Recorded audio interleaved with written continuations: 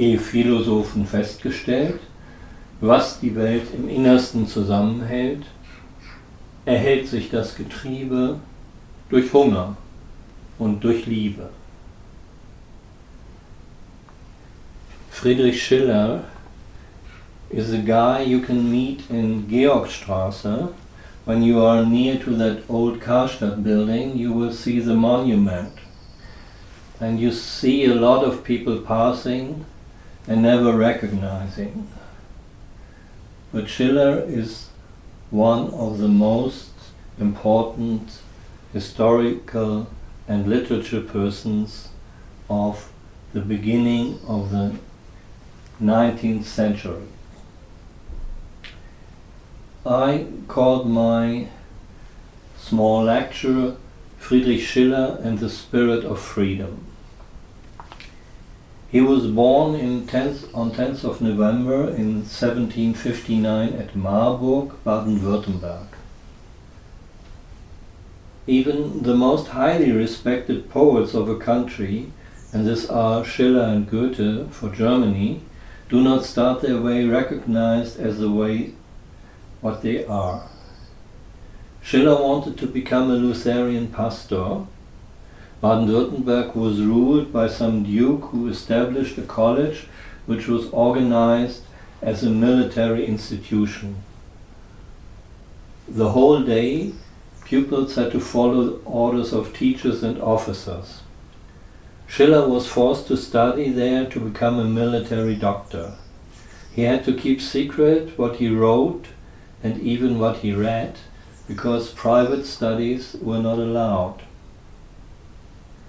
The manuscript of his first drama, Die Räuber, the robbers, merely seen in the sense of Robin Hood, had to be smuggled to Mannheim, which was part of a neighbor state. At the first public presentation, the audience was deeply touched and much identifying with that play. This was a huge success for Schiller. At first, Schiller is a poet of freedom, and that was missing a lot. Then he is an author of Reconnaissance, who also wrote on history. His plays are basic to German literature. But he had to flee from his home state. At the lecture from which I will present you some sentences, his theater director had told him before to go back to work as a military medicine. It was in the year of 1785, 5 years before French Revolution. Schiller was 25 years old.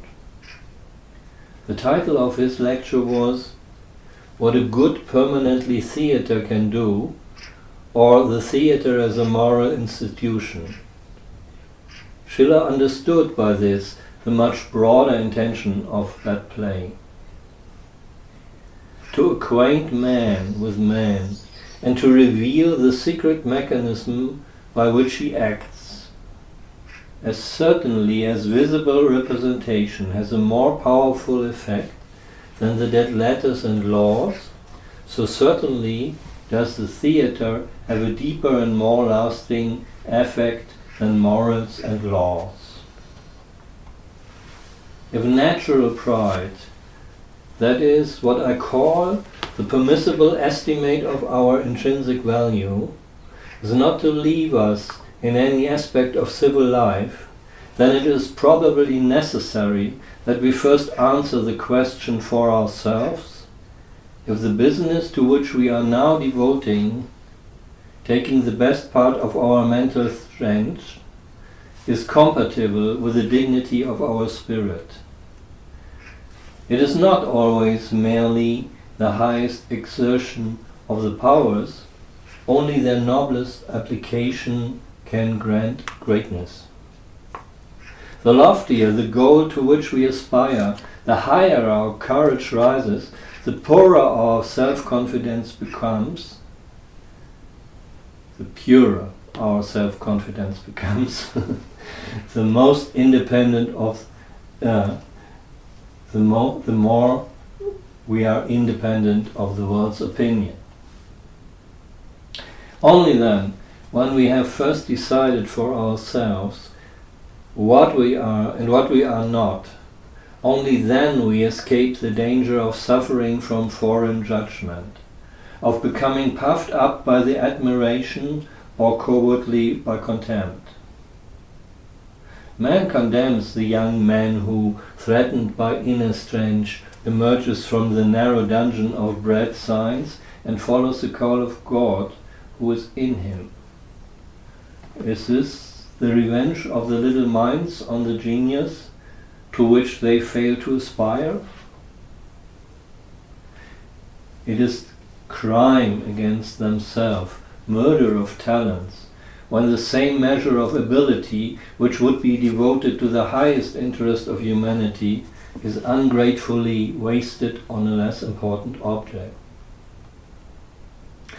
8 years after this lecture, the Declaration of Human Rights happened in Paris.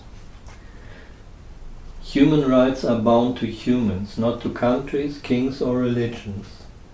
Human rights are universal, inalienable, egalitarian and indivisible. They are self-evident. They are a priori there and cannot be taken away by any damage wherever it happens. The inner dignity, freedom and inspiration of man, the individuality, becomes the basic of civilization. So for Schiller, it is his right and his duty to follow his own conscience, his own mission. He is not owned by his duke. In the year 1792, the French Republic gave him honorary citizenship. They will have known about this book, about his book on the Republic of Netherlands, who left Spanish monarchy. At this time, he was professor of historics in Jena. The friendship with Goethe started in 1794. This congenial people, often opposite in opinion, created the heart of what we know as Weimar classic period. In contact with Kant and all major philosophers and poets of that time, the classic period of art, science and philosophy and also music was born in political stormy times. In this year, Schiller was the editor of the journal Die Horen and wrote the most famous plays, mainly in transposing historical events in great language. His plays are a constant part of theatres up to now. Goethe and Schiller inspired each other and were writing short messages called Szenien to each other. At this time, the post guy was to come 4 times a day, so they didn't need smartphone. Goethe once said he found a more educated, more understanding and more developed, higher inspired Schiller each week. Schiller, who had 4 children with his wife, Charlotte von Lengefeld, was plagued by illness, which often caused cramps and sometimes interrupted his works. He did some cure in Karlsbad, but the illness came back. He was one of the first who saw himself as a citizen of the world. His first lecture in Jena had the title, "Why do we study history in a universal way?" With Goethe, he also discussed a lot about nature. Schiller died in May 1805, much too soon.